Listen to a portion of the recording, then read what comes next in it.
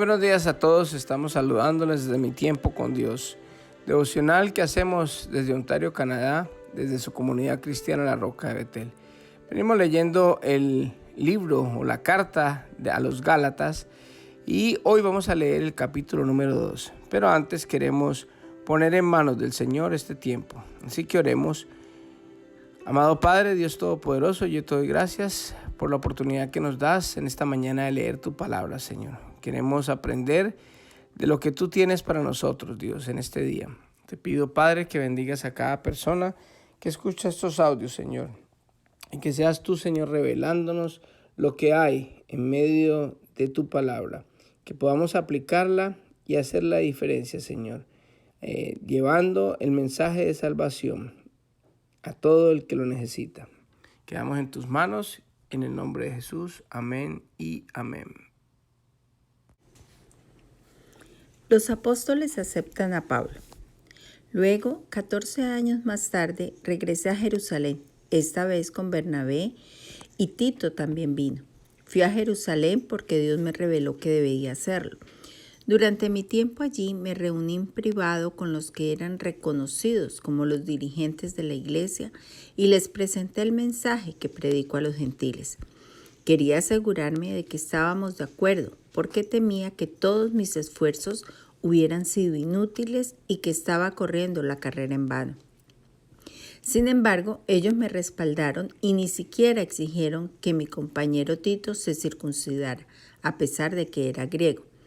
Incluso esa cuestión surgió solo a causa de unos supuestos creyentes, en realidad falsos, que se habían infiltrado entre nosotros. Se metieron en secreto para espiarnos y privarnos de la libertad que tenemos en Cristo Jesús.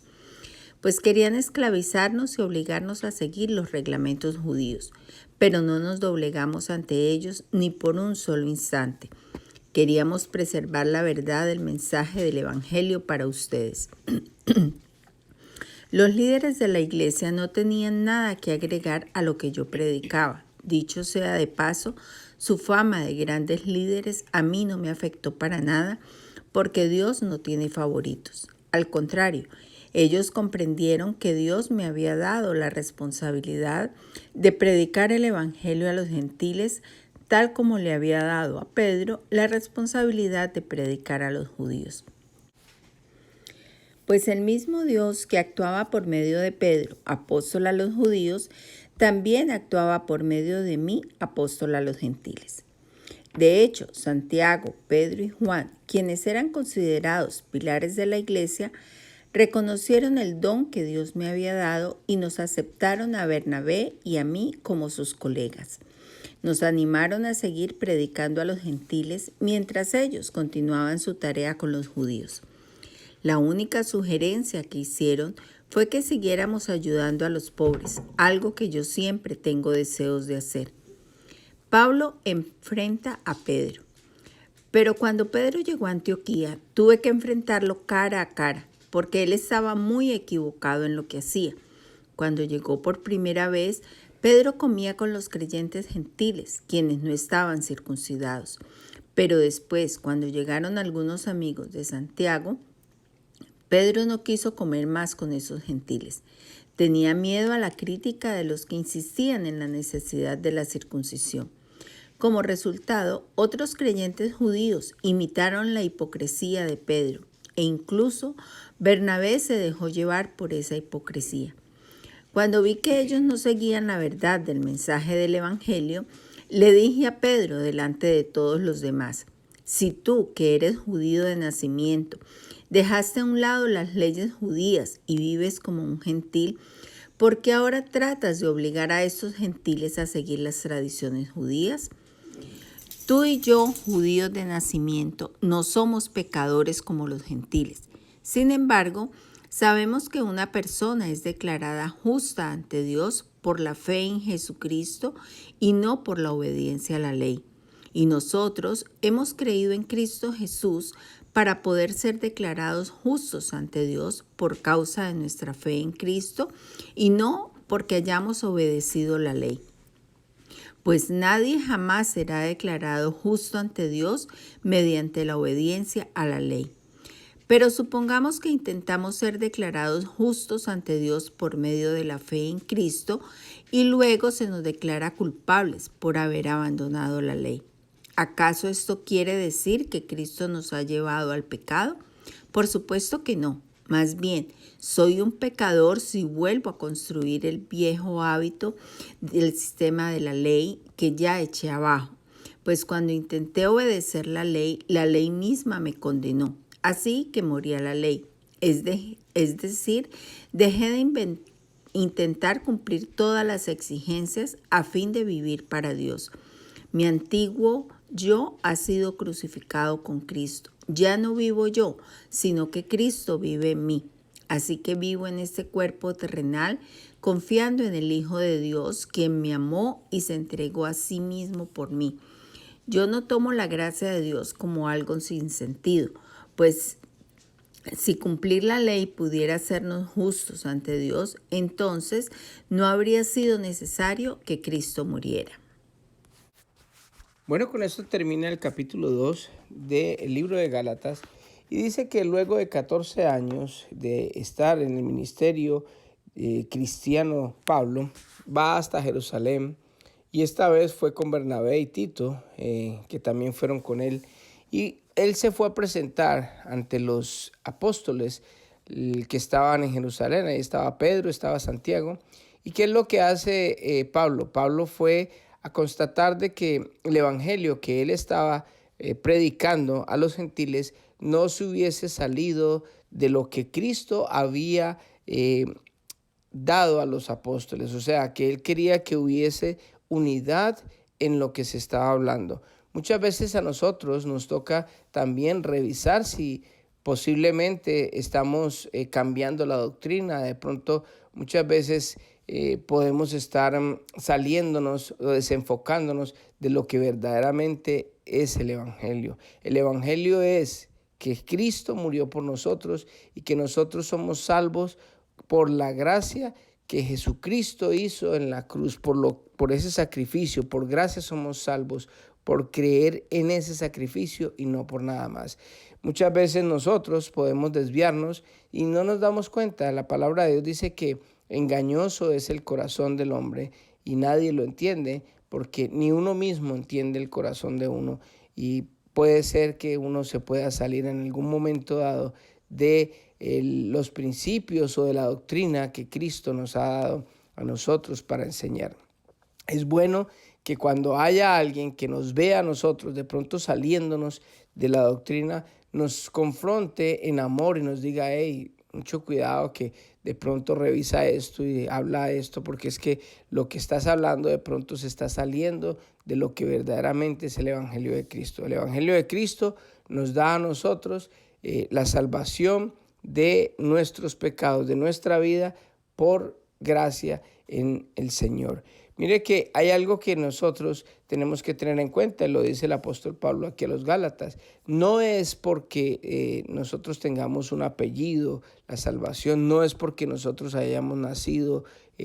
Por ejemplo, ellos pensaban que eran, por ser judíos, ellos pensaban que eran salvos y ya eran hijos de Dios. No, hijos de Dios, según Juan 1:12, es todo el que le ha recibido a Jesucristo. Y está hablando Juan de Jesucristo y dice: mas a todos los que le recibieron les dio la potestad de ser llamados hijos de Dios.